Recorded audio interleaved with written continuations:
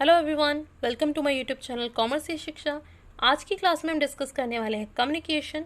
तो देखो, कम्युनिकेशन का बेसिक मीनिंग क्या है ये तो आप सबको पता होगा, यानी कम्युनिकेट करना, एक पर्सन से दूसरे पर्सन तक अपनी बात पहुंचाना। ठीक है, मैं आपसे वीडियो के थ्रू बात कर रही हूँ, यानी मैं यहाँ क्या कर रही हूँ, कम्युनिकेट कर रही हूँ आप लोगों से।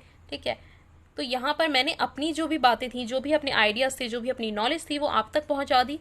राइट, आप अपने फ्रेंड से बात कर रहे हैं, अपनी मदर से बात कर रहे हैं, किसी पर्सन से भी अगर आप बात करते हैं और आप अपनी बातें या अपने आइडियाज़ या अपनी नॉलेज जो भी चीज़ है वो अगर आप ट्रांसफ़र कर पा रहे हैं दूसरे पर्सन को, लिख कर, बोल कर या किसी भी अपने बॉडी जेस्चर के थ्रू, तो वो क्या कहलाता है, आपका कम्युनिकेशन। राइट, तो देखो, एक ऑर्गेनाइजेशन में कम्युनिकेशन का क्या रोल है। एक ऑर्गेनाइजेशन में अगर स्मूथ तरीके से उसे चलाना है तो कम्युनिकेशन का रोल बहुत ज़्यादा इंपॉर्टेंट हो जाता है। यहाँ पर क्या होता है कि ऑर्गेनाइजेशन में आप डेली बेसिस पे बहुत सारे डिसीजन लेते हैं, बहुत सारे ऑर्डर्स आप देते हैं, डिलीवर करते हैं, बहुत सारी इन्फॉर्मेशन आप बहुत सारे लोगों तक ट्रांसमिट करते हैं, यानी ट्रांसफ़र करते हैं। राइट, तो जितनी भी इन्फॉर्मेशन आप ट्रांसफ़र कर रहे हैं, अगर वो करेक्टली किसी पर्सन के पास ना पहुँचे तो बहुत ज़्यादा कन्फ्यूज़न हो सकती है, कन्फ्लिक्ट्स अराइज हो सकते हैं। राइट, तो कम्युनिकेशन क्या है? Communication is transfer of information from the sender to the receiver with the information being understood by the receiver. यानी आप यहाँ पर क्या करते हैं, सेंडर से रिसीवर तक इन्फॉर्मेशन पहुँचाते हैं। ठीक है, एज अ सेंडर आपने एक इन्फॉर्मेशन शेयर करी और as a receiver another person ने उस इन्फॉर्मेशन को रिसीव किया, लेकिन आप इस तरीके से पहुँचाएं कि वो रिसीवर उस इन्फॉर्मेशन को या जो भी आपने मैसेज पहुँचाया उसे वो समझ सके। राइट, सेकेंड डेफिनेशन भी यहाँ पर आपको देखिए, communication is understood as a process of exchange of ideas, views, facts, feeling, etc. It is transfer of information from the sender to the receiver. Communication plays key role in the success of a manager. ठीक है, again वही बात है कि ये एक process है जिसमें आप जिसके थ्रू आप अपने आइडियाज़, अपने व्यूज़, अपने फैक्ट्स और फीलिंग्स को एक्सचेंज कर सकते हैं, ट्रांसफ़र कर सकते हैं कि इन्फॉर्मेशन सेंडर से रिसीवर तक। राइट, अब आ जाते हैं एलिमेंट्स ऑफ कम्युनिकेशन प्रोसेस, यानी जो कम्युनिकेशन प्रोसेस है उसकी क्या क्या एलिमेंट्स हैं, किस तरह से एक कम्युनिकेशन प्रोसेस कंप्लीट होता है। तो देखो, सबसे पहले तो सेंडर।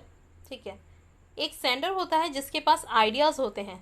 सबसे पहले आपके पास एक आइडिया आया, तभी आप सोचोगे कि आप उसे किसी और को कम्युनिकेट करोगे। राइट, फॉर एग्जाम्पल, आपको भूख लगी, तभी तो आप अपनी मदर को बोलोगे ना कि मम्मी खाना दे दो।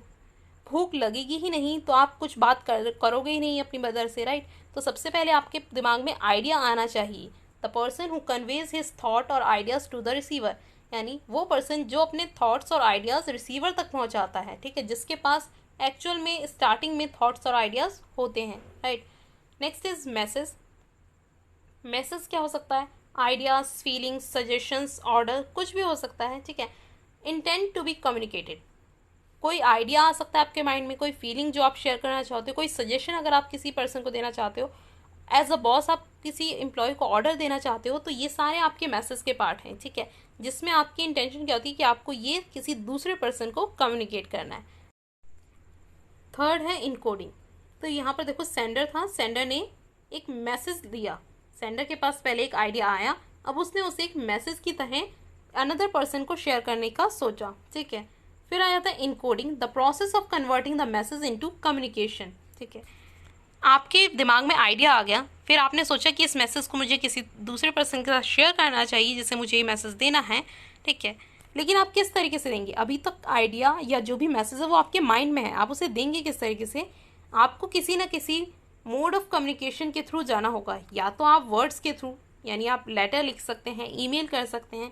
ठीक है, या आप उन्हें कॉल कर सकते हैं। ठीक है, या आप किसी पिक्चर्स या किसी भी डायग्राम के थ्रू एक्सप्लेन कर सकते हैं कि आप क्या कहना चाहते हैं इस मैसेज में। राइट, तो मैसेज कम्युनिकेट करने के बहुत सारे तरीके होते हैं। ठीक है, आप लिख कर बता सकते हैं, बोल कर बता सकते हैं, किसी पिक्चर, पीपीटी, इसके थ्रू आप प्रेजेंट कर सकते हैं।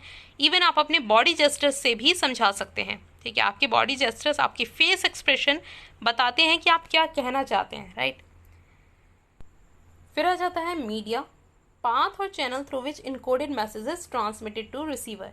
वो पाथ, वो चैनल जिसके ज़रिए आप अपने मैसेज को दूसरे पर्सन तक पहुंचाएंगे। ठीक है, आपने फॉर एग्जांपल रिटर्न मैसेज लिखा, तो रिटर्न मैसेज या तो आप किसके थ्रू पहुंचाएंगे, ईमेल कर सकते हैं, व्हाट्सअप कर सकते हैं। ठीक है, लेटर लिख सकते हैं। तो ये तीनों ही अलग अलग तरीके हैं। राइट, तो आप यहाँ पर आपको डिसाइड करना है कि आप अपना मैसेज किस तरीके से ट्रांसफ़र करना चाहते हैं। फिर आ जाता है डी कोडिंग। यहाँ पर आपने इनकोड किया अपने मैसेज को, आपने लिखकर इनकोड किया या पिक्चर्स के थ्रू इनकोड किया, जिससे जिस भी पर्सन को आप भेज रहे हैं उसे वो मैसेज समझ आ सके, राइट।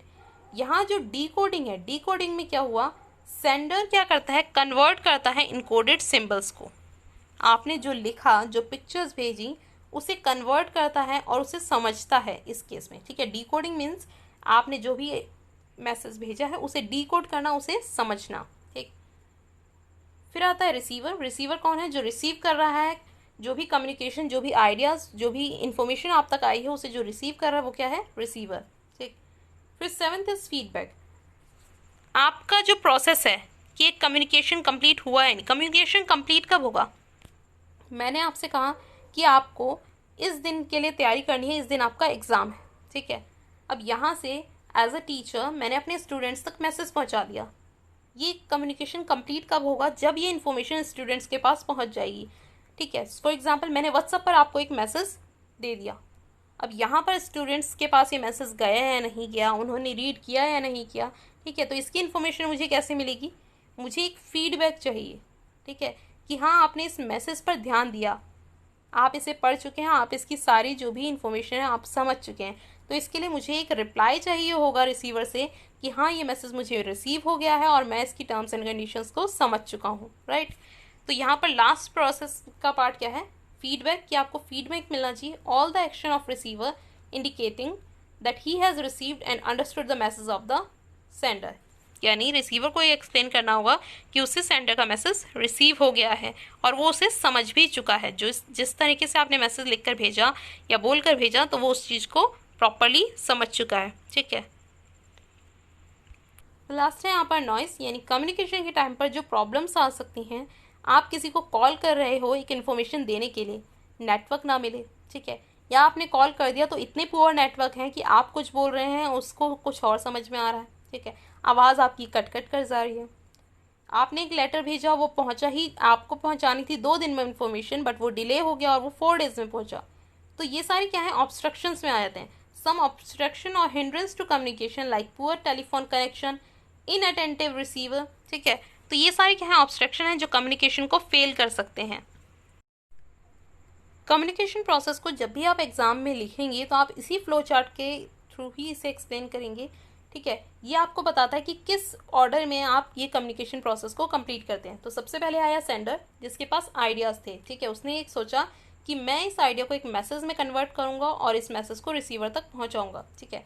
अब मैसेज तो उन्होंने डिसाइड कर लिया, लेकिन वो इनकोड कैसे करेंगे, यानी वो लिख कर बताएंगे या बोल कर बताएंगे। There are an number of ways कि वो इनकोड कर सकते हैं, ठीक है, पिक्चर्स के थ्रू, पीपीटी के थ्रू। तो यहाँ पर इनकोडिंग हुई, ठीक है। फिर उसके बाद मीडिया, यानी किस पाथ के थ्रू आप तक पहुँचेगा वो मैसेज, ठीक, व्हाट्सअप के थ्रू जाएगा, ईमेल के थ्रू जाएगा, लेटर बॉक्स के थ्रू जाएगा, ये आप डिसाइड करेंगे। देन डिकोडिंग, यहाँ पर रिसीवर ने क्या किया, ये उस मैसेज को समझने की कोशिश करेगा जो आपने उसे पहुँचाया है। जब वो पर्सन मैसेज रिसीव कर लेगा, ठीक है, समझ लेगा, तब वो एक्चुअल में रिसीव हुआ ना। आपने चाइनीज़ में कुछ लिखकर भेज दिया, रिसीवर को चाइनीज़ आती ही नहीं, तो लेटर तो रिसीवर के पास आ गया बट उसे तो चाइनीज़ आती ही नहीं, तो क्या उसे मैसेज रिसीव हुआ, नहीं हुआ। इसलिए पहले डिकोडिंग आता है फिर रिसीवर। डिकोडिंग यानी आपने पहले उसे समझने की कोशिश की, जब आप उसे समझ गए तब वो आपको रिसीव हो गया, रिसीवर तक वो मैसेज पहुंच गया, ठीक है। अब रिसीवर का काम यह है, यहाँ से वो फीडबैक देंगे किसको, सेंडर को, कि हाँ मुझे मैसेज मिल गया है और मुझे समझ भी आ गया है।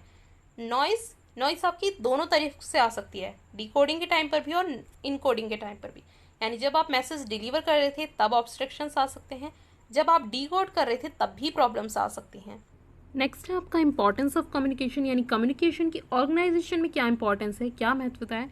तो फर्स्ट पॉइंट है act as a basis of coordination. ये कोऑर्डिनेशन के लिए आपके लिए बहुत हेल्पफुल होता है। देखो, एक ऑर्गेनाइजेशन में कोऑर्डिनेशन बहुत ज़्यादा इंपॉर्टेंट है। अलग अलग डिपार्टमेंट्स हैं और अलग अलग डिपार्टमेंट्स एक दूसरे के ऊपर डिपेंड होते हैं। इट मीन्स उनके बीच में कोऑर्डिनेशन होना बहुत ज़्यादा ज़रूरी है, ठीक है। तो कम्युनिकेशन हेल्प करता है कि उनके बीच में अच्छे से कोऑर्डिनेशन रहे। एक मैनेजर दूसरे मैनेजर से कम्युनिकेट करता है, दूसरा मैनेजर तीसरे मैनेजर से कम्युनिकेट करता है, ठीक है। तो जब आप अपनी इन्फॉर्मेशन या जो भी इन्फॉर्मेशन आपको एक दूसरे को देनी है वो आप सही तरीके से पास करते हो, ठीक है, एक दूसरे से बात करते हो, डिसीजन साथ में मिलकर लेते हो, तभी जाकर एक कोऑर्डिनेशन अच्छा बन पाता है और आप एक साथ काम कर पाते हैं, राइट। तो कम्युनिकेशन हेल्प करता है कोऑर्डिनेशन के लिए।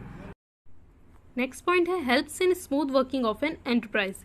देखो, इफेक्टिव कम्युनिकेशन अगर आपके बीच में होगा, जितने भी मैनेजर्स हैं उनके बीच में अगर इफेक्टिव कम्युनिकेशन होगा तो अच्छे से एक दूसरे से कोऑर्डिनेट कर सकते हैं, जितने भी ह्यूमन एंड फिजिकल एलिमेंट्स हैं उन्हें ऑर्गेनाइज कर सकते हैं, उनके साथ कोऑर्डिनेट कर सकते हैं। तो जब सारी चीज़ें आप कोऑर्डिनेशन में लेकर चलेंगे तो डेफिनेटली आपके ऑर्गेनाइजेशन में स्मूथ फंक्शनिंग होगी, ठीक है। स्मूथली आपका वर्क होता रहेगा बिना किसी हर्डल्स के, बिना किसी मिस्टेक्स के, राइट। तो इफेक्टिव कम्युनिकेशन हेल्प करता है स्मूथ वर्किंग में एंटरप्राइज की, राइट। नेक्स्ट पॉइंट है इसका act as a basis for decision making. Decision making में हेल्प करता है। देखो, एक डिसीजन लेने के लिए आपको सबकी राय चाहिए होती है, बहुत सारी इन्फॉर्मेशन आपको चाहिए होती है, ठीक है। तो अगर आपको एक मेजर डिसीजन लेना है तो आप क्या करेंगे, अलग अलग डिपार्टमेंट्स से मैनेजर के पास जाएंगे, उनसे इन्फॉर्मेशन लेंगे, उनके व्यूज़ सुनेंगे, ठीक है। तो आप हर तरफ से इन्फॉर्मेशन लेकर आते हैं, उनके साथ कम्युनिकेट कर तब जाकर आप एक अच्छा डिसीजन ले पाते हैं, राइट। तो यहाँ पर कम्युनिकेशन का बहुत इंपॉर्टेंट रोल हो जाता है डिसीजन मेकिंग में भी। नेक्स्ट पॉइंट है आपका increase managerial efficiency. Managerial efficiency को इंक्रीज करता है। देखो, एक ऑर्गेनाइजेशन में हर एक एम्प्लॉय के अलग अलग वर्क्स हैं, अलग अलग जॉब हैं और टास्क सबको अपॉइंटेड हैं कि आपको क्या क्या वर्क करना है, राइट। तो एक एम्प्लॉय को क्लियर होना चाहिए कि उसे किस पर्सन को रिपोर्ट करना है, किस पर्सन से ऑर्डर्स लेने हैं, ठीक है। फॉर एग्जाम्पल ए है जिसके अंडर में 5 एम्प्लॉयज़ हैं, ठीक है। तो इन 5 एम्प्लॉयज़ के पास ये इन्फॉर्मेशन होनी चाहिए कि उन्हें अपना सारा वर्क ए को सबमिट करना है, उन्हें ए को ही रिपोर्ट करना है, और ए के पास भी क्लियर इन्फॉर्मेशन होना चाहिए कि उन्हें इन 5 एम्प्लॉयज़ को ऑर्डर देने हैं, राइट। तो यहाँ पर क्या है कि अगर सारी तरफ इन्फॉर्मेशन अगर क्लियर होगी, हर एक को अपना रोल पता होगा, हर एक को पता होगा कि उसे किसे रिपोर्ट करना है, किसे सबमिट करना है, किसे ऑर्डर देना है, तो यहाँ पर मैनेजरल एफिशिएंसी इंक्रीज हो जाती है, राइट। यहाँ पर आपका टाइम भी बच जाता है, किसी तरह की कन्फ्यूजन भी नहीं होती है, ठीक। नेक्स्ट पॉइंट है promotes cooperation and industrial peace. यानी कम्युनिकेशन प्रमोट करता है कॉपरेशन को और इंडस्ट्रियल पीस को। कॉपरेशन बेसिकली सब लोग मिलकर काम करते हैं, एक दूसरे के साथ कॉपरेट करते हैं, राइट। तो यहाँ है efficient and effective communication promotes cooperation and mutual understanding between the management and the workers. अगर आपके बीच में क्लियर कम्युनिकेशन हो रहा होगा, सारी इन्फॉर्मेशन आप अच्छे से एक दूसरे के साथ ट्रांसमिट कर रहे होंगे, एक दूसरे से शेयर कर रहे होंगे, तो यहाँ पर एक म्यूचुअल अंडरस्टैंडिंग अच्छी होती है।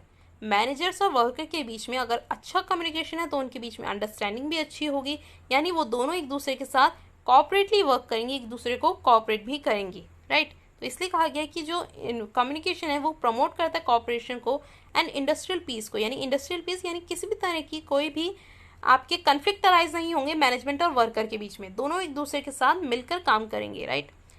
नेक्स्ट पॉइंट है एस्टेब्लिश इफेक्टिव लीडरशिप। देखो, लीडरशिप की तो क्वालिटीज़ में ही ये पॉइंट था कि उससे एक लीडर को एक अच्छा कम्युनिकेटर होना चाहिए। Leader should be a good communicator, ठीक है। तो कम्युनिकेशन हेल्प करता है टू इन्फ्लुएंस सबऑर्डिनेट्स। अगर आपके पास अच्छी कम्युनिकेशन स्किल्स हैं तभी आप 100 और 1000 एम्प्लॉयज़ को मोटिवेट कर सकते हैं किसी काम को करने के लिए, इन्फ्लुएंस कर सकते हैं कि वो आपके ऑर्डर्स को फॉलो करें। A leader should possess good communication skills to influence subordinate, boost morale and provide. Basically एक लीडर के पास अच्छी कम्युनिकेशन स्किल्स होनी ही चाहिए अपने सबऑर्डिनेट्स को इन्फ्लुएंस करने के लिए, राइट। तो अगर गुड कम्युनिकेशन स्किल्स हेल्प करती हैं एक लीडर को कि वो इफेक्टिव लीडरशिप कर सके, लोगों से काम करवा सके, उन्हें अच्छे से लीड कर सके, राइट। नेक्स्ट पॉइंट है आपका मोटिवेशन। सेम, देखो, कम्युनिकेशन होगा तभी आप लीड कर पाएंगे और अच्छा कम्युनिकेशन स्किल्स होगी तभी आप सामने वाले पर्सन को मोटिवेट कर सकते हैं कुछ काम को करने के लिए, right. An efficient system of communication enables management to motivate. Communication system अगर एफिशिएंट है तब आप एक एम्प्लॉय को या बहुत सारे एम्प्लॉयज़ को मोटिवेट कर सकते हैं किसी भी वर्क को करने के लिए, राइट। तो ये थे इसके इम्पॉर्टेंस।